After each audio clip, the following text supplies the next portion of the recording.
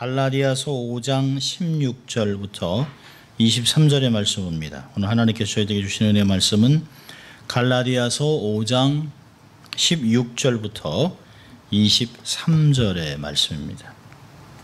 제가 하나님의 말씀을 봉독해 드릴 때 여러분 삶에 은혜가 있기를 바랍니다. 하나님의 말씀입니다. 내가 이르노니 너희는 성령을 쫓아 행하라. 그리하면 육체의 욕심을 이루지 아니하리라. 육체의 소욕은 성령을 거스리고 성령의 소욕은 육체를 거스리나니 이 둘이 서로 대적함으로 너희의 원하는 것을 하지 못하게 하려 함이니라. 너희가 만일 성령의 인도하는 바가 되면 율법 아래에 있지 아니하리라. 육체의 일은 현저하니 곧 음행과 더러운 것과 호색과 우상 숭배와 술수와 원수를 맺는 것과 분쟁과 시기와 분냄과 당짓는 것과 불리함과 이단과 투기와 술취함과 방탕함과 또 그와 같은 것들이라. 전에 너에게 경계한 것 같이 경계하노니 이런 일을 하는 자들은 하나님의 나라를 유업으로 받지 못할 것이요 오직 성령의 열매는 사랑과 희락과 화평과 오래 참음과 자비와 양선과 충성과 온유와 절제니 이 같은 것을 금지할 법이 없느니라. 아멘. 분주한 금요일 날 또 피곤하고 좀 덥고 지치는데 이렇게 예배에 참석한 여러분 주의 이름으로 환영합니다. 오늘은 좀 해도 일찍 떴습니다. 그리고 햇빛도 아주 쨍쨍 무척이나 더웠습니다. 햇빛이 참 반갑고 해 뜨는 게 반갑고 이렇게 햇빛이 좋아야 되는데요. 왠지 햇빛이 따갑고 개인적으로는 선에너지 때문에 해가 두렵기만 합니다. 가능하면 하루 종일 서재에 앉아서 책을 보고 또 금요 예배 또 그 주일 예배 또 우리 앞으로 해야 될 설교들을 보면서 열심히 공부하며 시간을 보냈습니다. 이렇게 분주하고 힘든데도 예배에 참석한 여러분은 정말 저에게 좋은 동역자들입니다.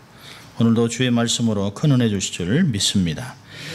성령의 임하시면이라고 하는 시리즈를 가지고 12번 설교를 했습니다. 여러분이 아마 기억하실지 모르겠습니다만 능력을 받게 된다, 영광을 위해서 쓰임받는다, 하늘에서 불이 내린다, 예배 승리한다, 계시의 말씀이 임한다, 구원의 역사를 주도한다, 거룩한 삶을 살게 된다, 하나님의 뜻을 쫓아 살게 된다, 공동체가 세워진다, 세상을 섬기며 살아간다, 만남을 통해 새 역사가 쓰여진다, 모든 것을 분별한다, 은사가 나타난다.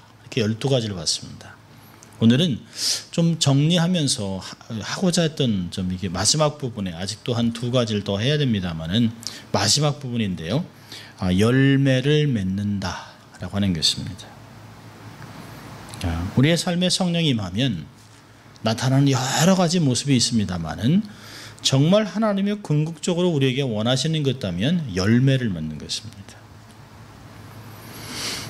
우리가 놀라운 구원을 경험하고 하나님 앞에 헌신도 하고 주를 위해 살겠다고 애를 쓰고 참 최선을 다하는 하지만 어느 때부턴가 열정이 식어지고 무기력해지고 어느 사이에 우리의 모습이 세상 사람들과 별다르지 않은 것을 스스로 발견해야 되고 스스로 낙심할 때가 있습니다.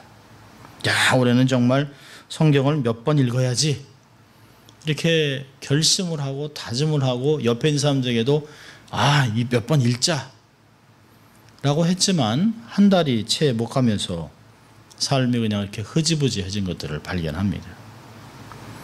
은혜가 충만한 삶을 살기보다는 어떤 면에서는 편안하고 좀 육신적으로 안락한 삶을 추구하는 사진을 스스로를 발견하면서 섬찟섬찟 놀랄 때가 있습니다. 어느 때인가 소스라치게 놀랄 때가 있죠. 내가 말씀을 잃지 않고도 살아간다. 시간을 따로 떼서 기도하지 않고도 하루가 지나가네. 라고 하면서 더 놀란 것은 내가 말씀을 보지도 않고 기도도 하지 않고 그러면서도 삶에 아무 문제가 없이 지나가는 게 얼마나 두렵냐는 것이에요. 분명히 내 삶에서 내가 해야 될 것, 반드시 영성의 삶을 위해서 반드시 해야 될 기도와 말씀을 전폐하고 살아가는데도 세상에서 아무 문제가 생기지 않는다? 얼마나 놀라운지 모릅니다. 차라리 하나님께서 너 이렇게 살면 안 되잖아 라고 하는 말을 한다든지, 아니면 영적인 지도자들이 이렇게 하시면 안 되죠 라고 경고를 한다든지, 아니면 사랑하는 식구들이 엄마는 성경 안 읽어? 뭐 아빠는 그냥 그렇게 살아도 되는 거야? 라고 이렇게 지적을 하지 않아도 우리의 삶에는 뭔가 이렇게 허전한 것들을 느끼게 됩니다. 그러면서 이건 아닌데 하는 것들을 느끼게 됩니다. 저도 요즘 최근 들어서 밀린 말씀을 주구장창 읽기 있습니다. 이렇게 하면 안 되는데. 그래서 밀린 말씀을 계속 읽어야 됩니다. 하루에 3시간씩 이렇게 막 읽어야 됩니다. 우리가 가만히 돌아보면 영적인 성장이 멈추고 이 정체된 삶을 발견하게 됩니다. 그러면서 뭔가 내가 안 하고 있다. 뭔가 내 삶에 영적인 불을 떼고 있지 않다. 하나님과의 좀 관계가 소원해져 있다. 라고 하는 것들을 발견합니다. 성장이 멈춰버린 성도의 삶의 특징은 뭘까요? 열매가 없습니다. 다른 사람에게 나눠줄 것이 없어요. 다른 사람을 부욕해 할 게 없습니다. 제가 스스로 생각하면서 성령의 열매가 없는 삶의 특징이 뭘까를 스스로 이렇게 고민해 봤습니다. 몇 가지가 있어요. 각 개인적으로 조금씩 다를 수 있습니다만, 첫째는요, 너무 분주하거나 너무 게으릅니다. 너무 바쁘거나 너무 시간이 널널해요. 너무 많아요, 시간이. 두 번째로는 주를 섬기는 기쁨이 없어요. 열심이 없습니다. 그저 대충 때우는 걸로 만족합니다. 이 정도면 됐지 뭐. 세 번째는요, 방향성이 없습니다. 어떤 목적이 없습니다. 그러면서 그냥 세월이 지나가는 것들을 발견합니다. 벌써 7월이야. 정말 7월입니다. 좀 있으면 8월입니다. 아니 어느새 2015년이 8월이 됐지? 라고 하는 것이에요. 아무것도 해놓은 것이 없어요. 그런데 어느 한순간에 세월은 기다리지 않고 계속 흘러갑니다. 마치 1년의 3분의 2를 그냥 휙 하고 날려버린 것 같은 것을 느낍니다. 내가 어디로 가고 있지? 내가 올해 하나님께 헌신했던 게 뭐지? 약속했던 게 뭐지? 기억이 안 납니다. 네 번째는요, 성령의 열매가 없는 삶의 특징은 뭐냐면 세상 염려가 너무 많이 생겨요. 증권, 세계 경제, 금값이 막 한없이 떨어져.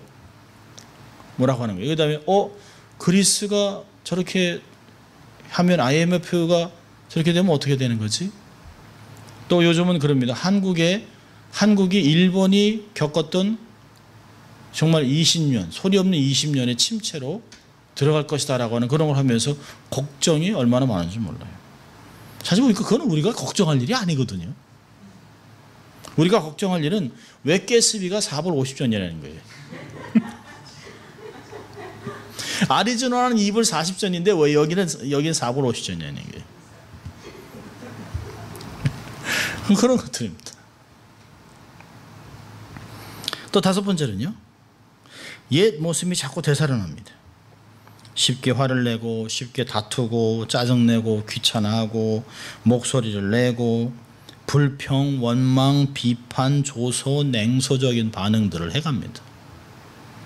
옛날 같으면 허허하고 허허 실실 넘어갔던 일들이 이제는 그게 내 가슴에 아주 아프게 다가옵니다.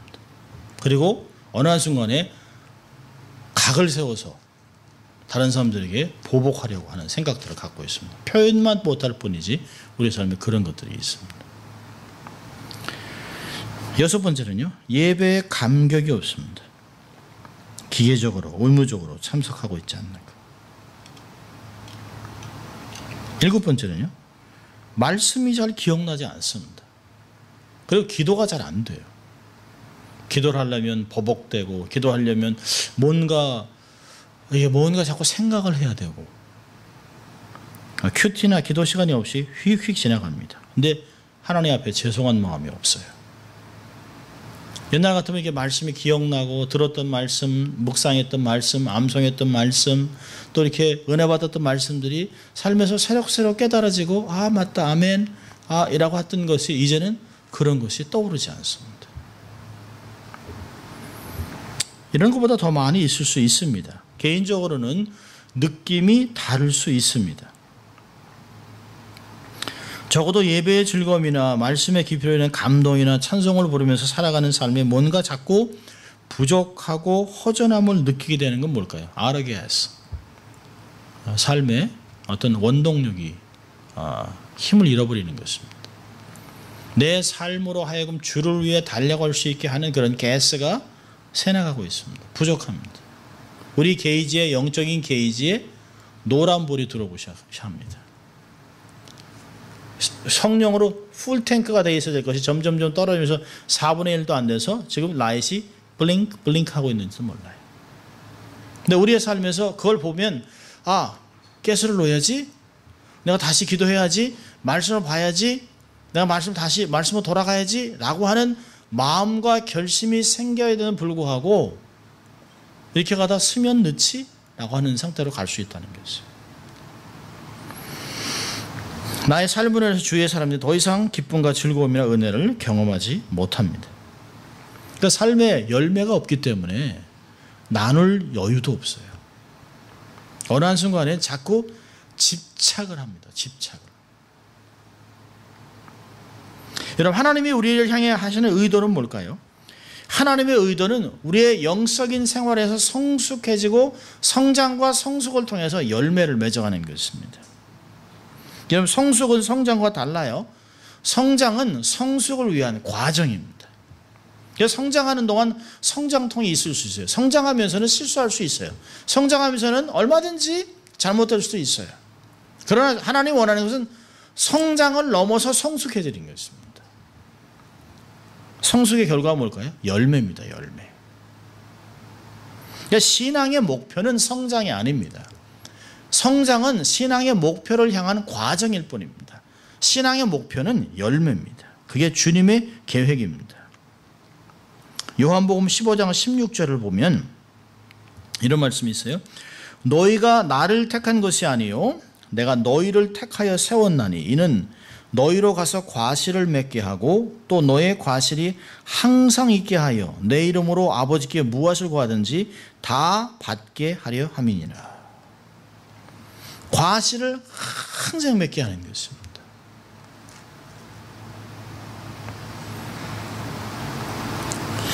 우리 성도들은 우리의 심령에 성령의 접붙임을 받았죠.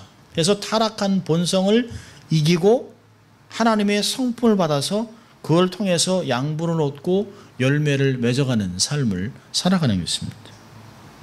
아무리 우리가 새로 얻었자 할지라도 하나님의 성령을 따라가는 삶의 중심을 잃어버리면 우리의 삶은 늘 본성이 나오게 되어 있습니다. 하나님의 은혜를 우리의 삶에서 누리게 되고 선과 악에서 갈등하게 되고 그리고 자신을 포기하는 삶을 살아가게 됩니다.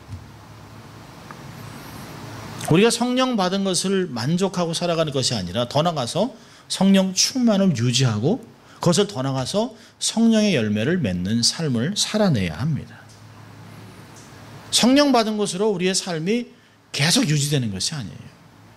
성령 충만을 받고 그것이 계속 유지돼야 우리의 삶에서 열매를 맺어가는 것입니다. 여러분, 열매는 하루아침에 맺히지 않는다는 데 있다는 거예요. 은사는 한순간에 받을 수 있습니다.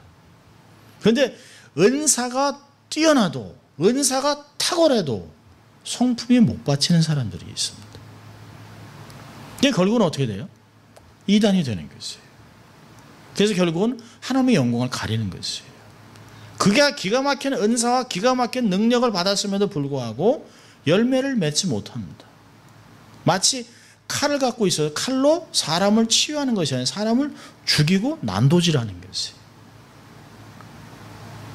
우리의 삶에서 은사보다 중요한 것은 열매입니다.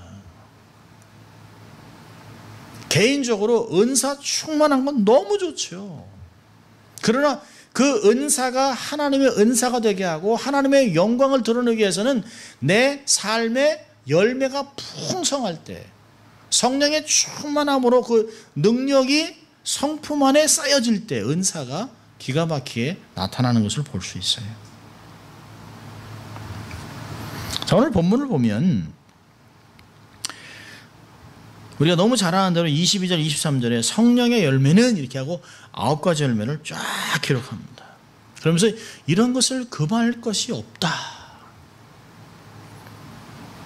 근데 이러한 열매가 맺히기 위해서는 2가지 명령이 있습니다. 첫째로 보면 16절부터 18절까지 보면 성령을 쫓아 행하라 얘기하고 있습니다. 16절에 내가 이르노니 너희는 성령을 쫓아 행하라. 그래야 육체의 욕심을 이루지 않는다 얘기하고 있습니다. 성령을 쫓아 행한다는 게 뭘까요? 자기의 주장, 자기의 생각을 의지를 동원해서 하나님 앞에 과감하게 내려놓는 것이. 김세현 박사님이 죄에 대해서 이런 정의를 내렸어요. 죄란 자기 주장. 여러분, 자기의 주장이 얼마나 빈약한지 아시잖아요. 내가 안다라고 하지만 그 안다는 것이 얼마나 연약하고 얼마나 깊이가 없는지 알아요. 얼마나 얄팍한 지식인지 알 수 있습니다. 나의 주장이 얼마나 무익한지. 왜냐하면 내 자신이 얼마나 연약한지 우리는 알고 있습니다.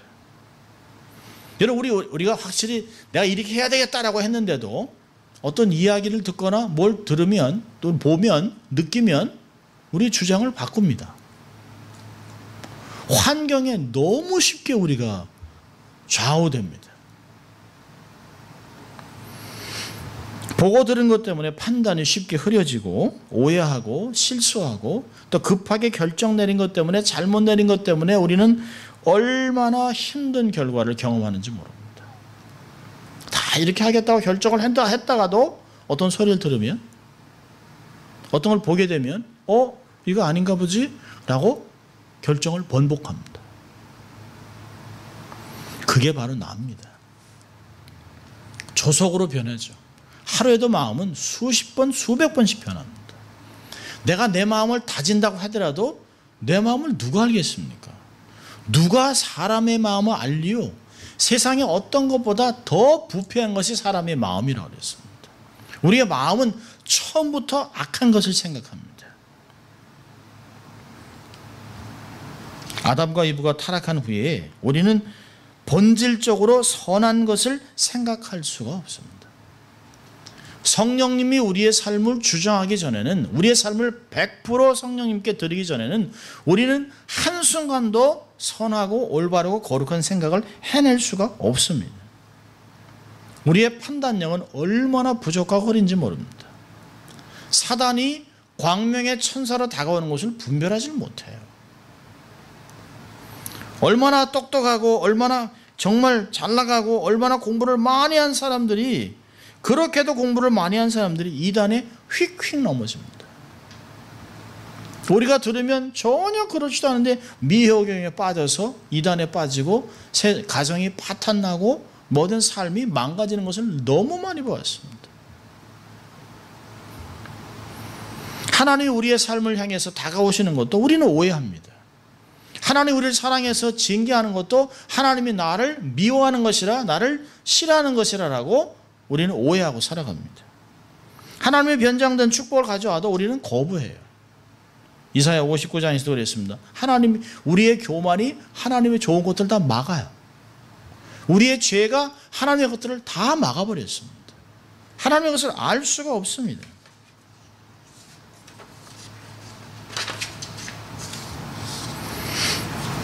그래서 잠언서 3장 5절 6절은 이렇게 우리에게 명령합니다. 너는 마음을 다하여 여호와를 의뢰하고 내 명철을 의지하지 말라. 너는 너 범사의 그를 인정하라. 그리하면 내 길을 지도하시리라.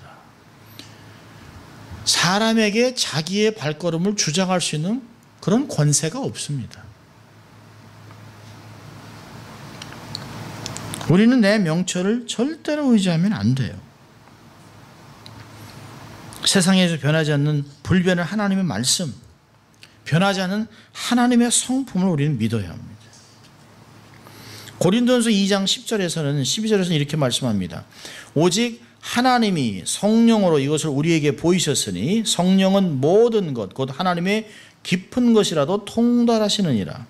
사람의 사정을 사람의 속에 있는 영후에는 누가 알리요? 이와 같이 하나님의 사정도 하나님의 영후에는 아무도 알지 못하느니라. 우리가 세상의 영을 받지 아니하고 오직 하나님께 온 영을 받았으니 이는 우리로 하여금 하나님께서 우리에게 은혜로 주신 것을 알게 하려 하십니다. 하나님이 우리에게 은혜로 주신 것을 성령이 아니고서는 깨달을 수가 없다는 것이에요. 하나님이 우리에게 행하시는 것, 하나님이 인도하시는 것, 하나님이 우리를 지도하시는 것, 하나님이 말씀하시는 것을 깨달을 길이 없다는 거죠.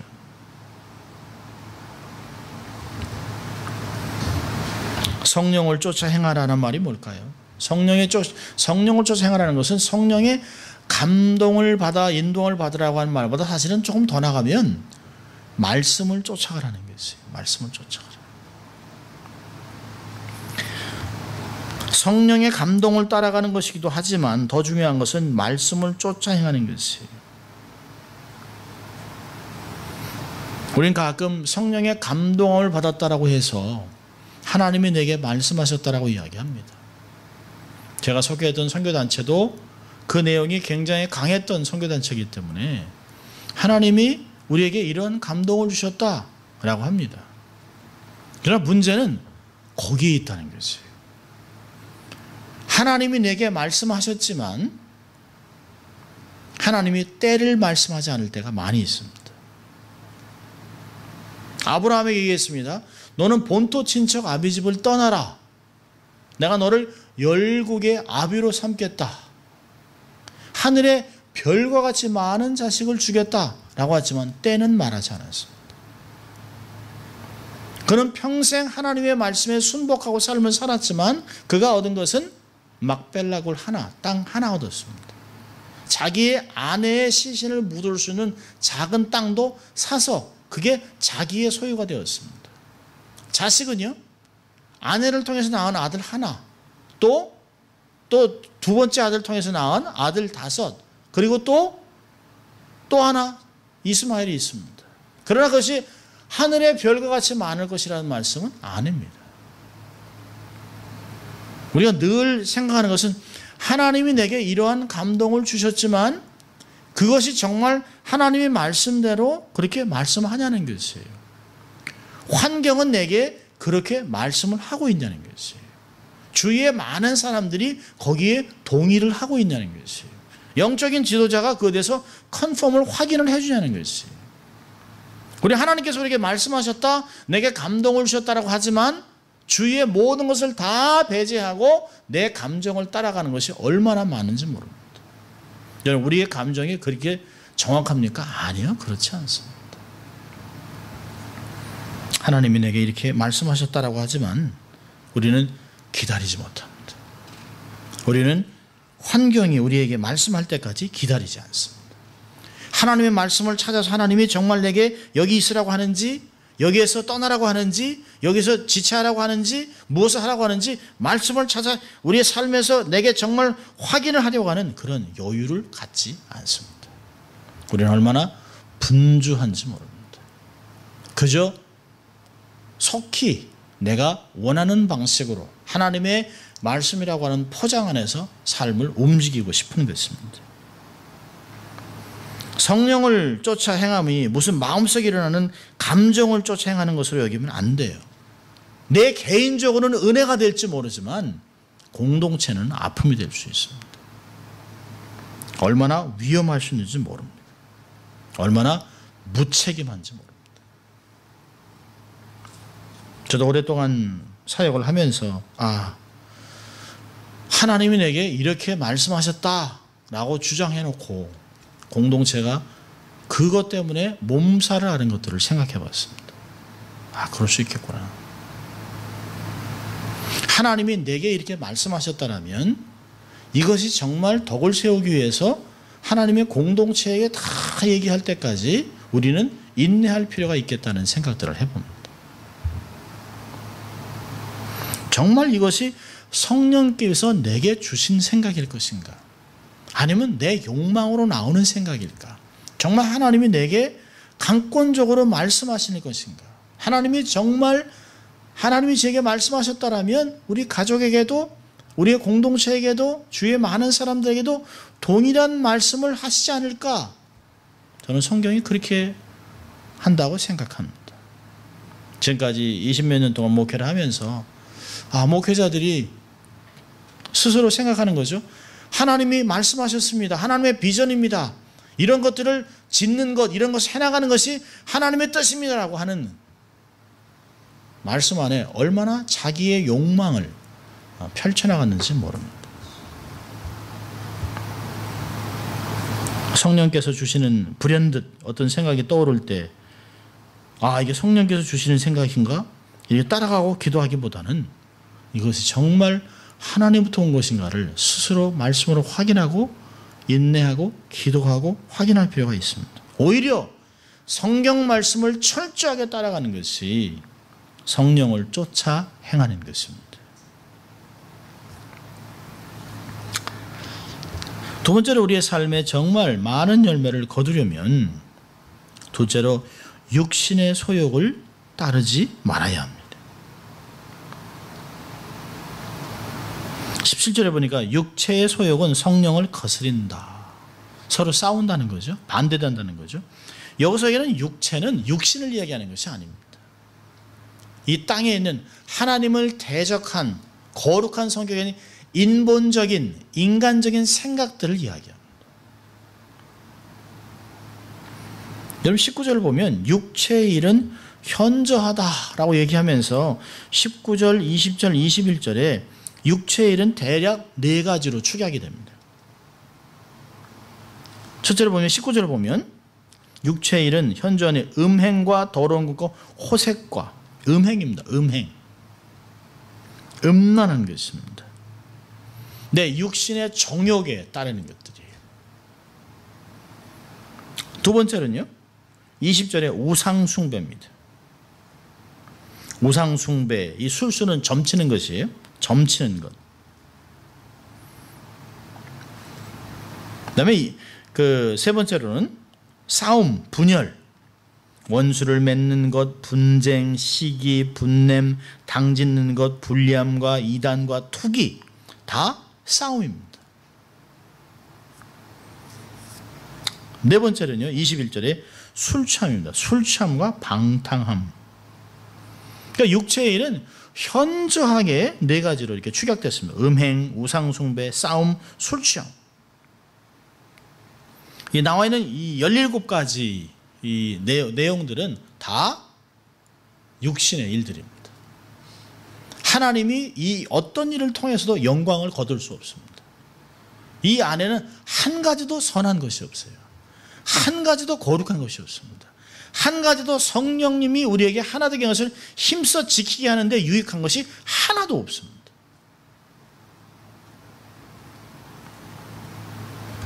이 모든 것은 성령을 거스르게 합니다. 이 모든 것들은 주의 일을 못하게 합니다. 선한 일을 막습니다. 성령의 감동을 소멸시킵니다. 결과적으로 썩어진 것을 거두게 됩니다. 갈라디아서 6장 8절을 보면 자기의 육체를 위하여 심는 자는 육체로부터 썩어질 것을 거두고 성령을 위하여 심는 자는 성령으로부터 영생을 거두리라. 육신의 일은 육체에 썩어진 것을 거두게 됩니다. 또 21절에 뒤에 보면 이런 일을 하는 사람들은 하나님의 나라를 유업으로 받지 못한다. 육신으로 썩어진 것만을 거두는 것이 아니라 하나님 나라와는 아무 상관도 없는 인생이 된다는 것이죠. 하나님의 나라로부터 분리되고 유업이 없는 하나님 나라와는 아무 상관이 없는 비참한 인생으로 전락한다라고 이야기하고 있습니다.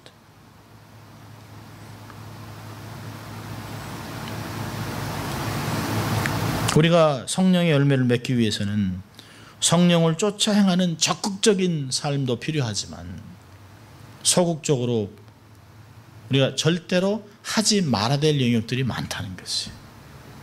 근데 놀라운 것은 하지 말라는 것이 늘 더 많습니다.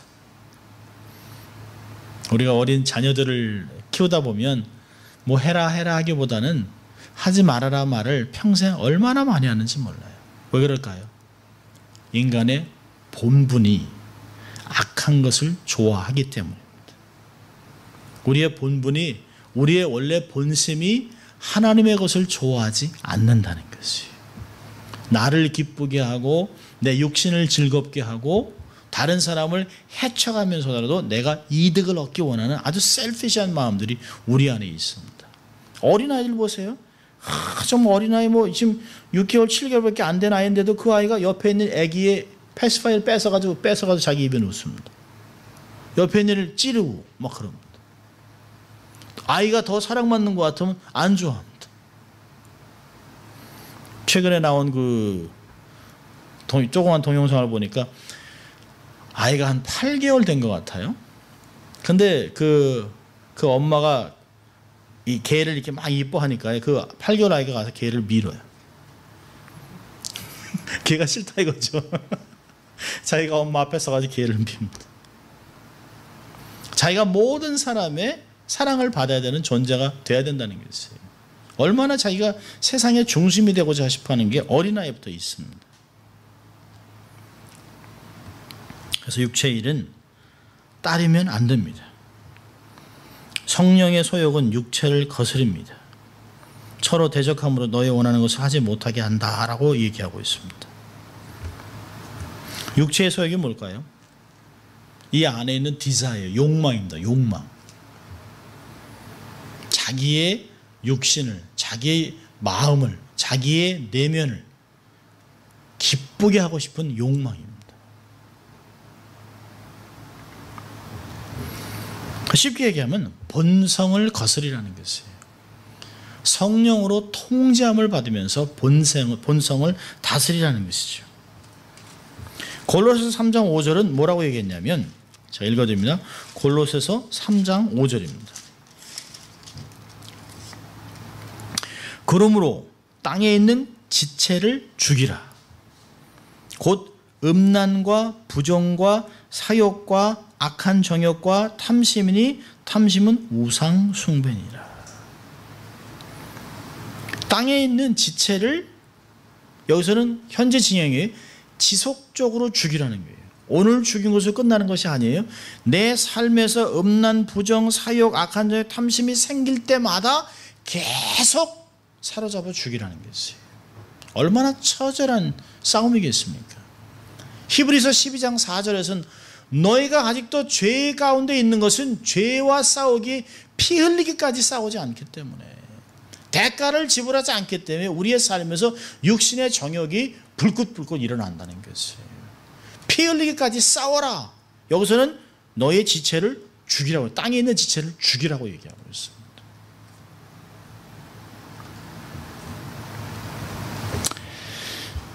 자, 우리가 맺어야 되는 열매는 갈라디아서 5장 22절 23절을 보면 열매가 나오고 있습니다. 오직 성령의 열매는 사랑과 희락과 화평과 오래 참음과 자비와 양성과 충성과 온유와 절제니 이 같은 것을 금지할 법이 없느니라.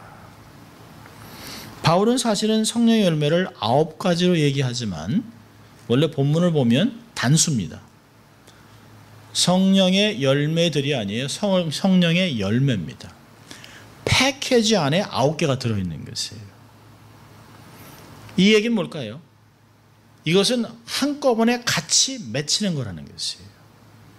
성령의 열매가 사랑만 이렇게 맺히고 희락만 맺히고 이런 것이 아니라 아예 처음부터 적든지 크든지 양이 많든지 적든지 한꺼번에 9가지의 요소를 이렇게 포장한 상태에서 열매가 나타난다는 것이에요.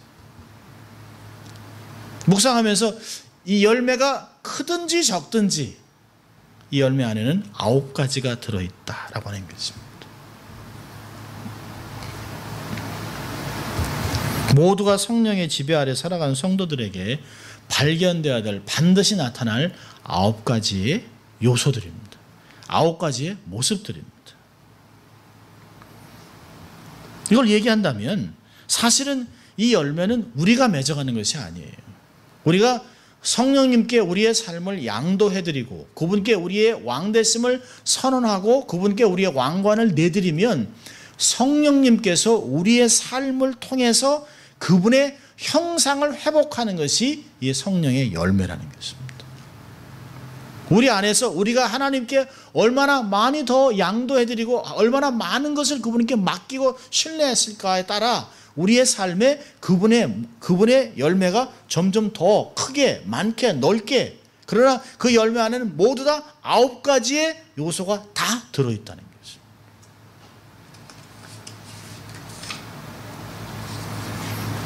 거죠. 놀라운 것은 여기서 성령의 열매라고 하는 카르포스라고 하는 헬라어 단어는 이게 그냥 맺히는 게 아니라는 거예요. 이건 뭐냐면 어떤 행동의 결과로 나타나는 거라는 것이에요. 우리가 가만히 있어 맺히는 것이 성령의 열매가 아닙니다. 좋은 열매가 좋은 나무를 말해주고 나쁜 열매가 나쁜 열매를 말해주는 것처럼 어떤 사람이 성령의 열매를 맺고 있느냐 육체 열매를 맺고 있느냐에 따라서 성도의 개개인에서 처절하게 순종이라고 하는 영적 전쟁을 치룰 때 그때 열매가 맺혀진다는 것이죠. 성령에 철저하게 순종하면서 육적인 정욕과 싸워 이기는 전투적인 삶을 살아가는 것, 그것을 요한복음에서는 가지에 붙어 있다라고 얘기하고 있습니다. 근데 우리는 가끔 가지에 떨어져서 삶을 살아갑니다. 그리고 안 죽었다고 자위합니다. 꽃을 이렇게 딱 떼놓으면 바로는 안 죽죠. 세월이 지나면서 점점 시들어지고 열매도 마르는 것입니다. 카르포스는 열매라고 하는 이 단어는 절대로 이탈해서는 맺히는 게 아니라는 것이에요. 철저하게 붙어 있어야 됩니다. 근데 우리의 습성은 뭘까요? 우리의 특성은 우리의 그 죄된 모습은 늘상 하나님으로부터 이탈하려고 하는 마음이 많습니다. 예수님으로부터 자유로워지기를 사람이 많이 없습니다. 성령과 동행하기보다는 우리의 삶에서 적당히 독립적인 삶을 살다가 필요할 때 하나님의 능력과 하나님의 은혜와 하나님의 은사와 하나님의 모든 것들을 구하고 다시 그 자리에 스스로 접붙이려고 한다는 것이죠.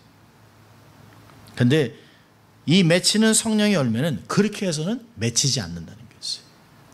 비가 오나 눈이 오나 바람이 부나 1년 사시사철 순종과 절대적인 영적 전쟁으로 끝까지 나무에 붙어있는 그런 동적인 것을 이야기하고 있습니다. 철저하게 연합 가운데 있을 때 우리는 열매를 맺어가는 것입니다.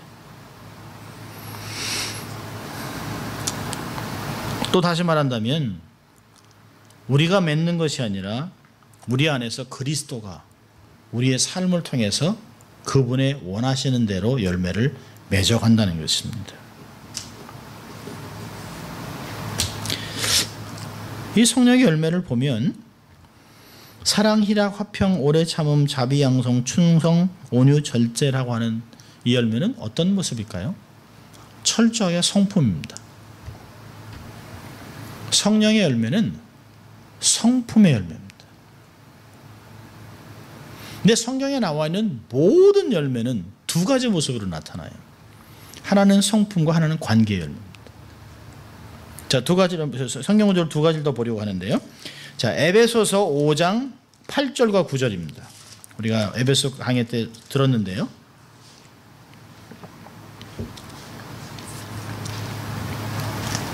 에베소서 5장 9절 같이 읽습니다. 빛의 열매는 모든 착함과 의로움과 진실함에 있느니라. 예, 그렇습니다. 이게 다 성품과 관계 열매입니다. 스스로 착함을 얘기하는 것이 아니에요. 사람들과 관계 속에서 착하고 의로움을 드러내고 진실하게 살아가는 것이에요. 자, 베드로후서 1장 갑니다. 베드로후서 1장 4절부터 7절입니다.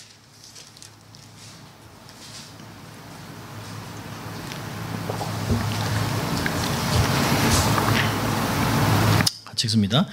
이로써 그 보배롭고 지극히 큰 약속을 우리에게 주사 이 약속으로 말미암아 너희로 정욕을 인하여 세상에서 썩어질 것을 피하여 신의 성품에 참여하는 자가 되게 하려 하셨으니 이러므로 너희가 더욱 힘써 너희 믿음의 덕을 덕의 지식을 지식의 절제를 절제의 인내를 인내의 경건을 경건의 형제우애를 형제우애의 사랑을 공급하라. 예, 그렇습니다. 여기에 신의 성품 하나님의 성품에 참여하는 자가 되라고 얘기하고 있습니다. 에베소 5장 1절에서는 하나님을 본받는 자가 되라. 사랑 안에서 행하라. 빛 가운데 행하라. 빛의 자녀의 삶을 살아가라. 동일한 얘기를 하는 것이죠. 베드로도 사도 바울과 같이 하나님의 성품에 참여하는 자가 되기 위해서 이러한 열매를 거쳐가야 된다고 얘기하고 있습니다. 우리가 시작은 믿음으로 하지만 결국에는 아무 조건 없는 아가파의 사랑을 우리의 삶에서 드러내야 된다고 이야기하고 있습니다. 우리가 맺는 열매는 어떤 가시적인 것이 아닙니다. 모든 것은 우리의 내면에서 성품으로 그리스도를 닮아가는 모습으로 우리의 삶에서 그리스도화되는 것으로 우리의 주위에 있는 모든 사람들과 함께 하나님의 나라를 견고하게 세워나가는 공동체를 세워나가는 데 필요한 관계의 열매입니다.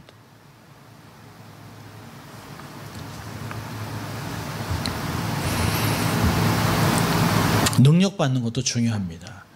영적인 것을 분별하는 것도 중요합니다. 은사를 통해서 성령의 충만을 통해 사람을 만나는 것 중요합니다. 교회를 세워나가는 것, 세상을 섬기는 것, 빛과 소금의 역할을 감당하는 것 중요한 것입니다. 정말 중요한 것은 그렇게 살아내기 위해서 우리의 삶에서 열매를 맺어야 된다는 것입니다. 열매의 특성이 뭘까요? 열매는 나를 위한 것이 아닙니다. 열매는 공동체를 위한 것이에요. 열매를 맺은 나무가 자기 열매를 먹지 않습니다. 내가 열매를 많이 맺었다고 하는 것은 그만큼 다른 사람에게 많이 내줬다는 것이에요. 사과나무가 사과를 사람들을 위해 맺는 것입니다. 모든 것도 열매도 다 빛의 열매도 성령의 열매도 관계의 열매도 신의 성품의 열매도 다 사람들을 위해서 주위의 공동체를 위해서 맺는 것입니다. 그러니까 열매를 맺는다고 하는 것은 절대로 개인주의가 될 수 없습니다. 절대로 나 중심이 될 수 없습니다. 이타적인 타인을 중심으로 하나님의 영광을 위하여 공동체를 위하여 타인을 위하여 열매를 맺는 것입니다. 열매를 맺는 삶은 절대로 이기주의라고 하는 것이 들어설 수가 없습니다. 전부 다 이타주의입니다.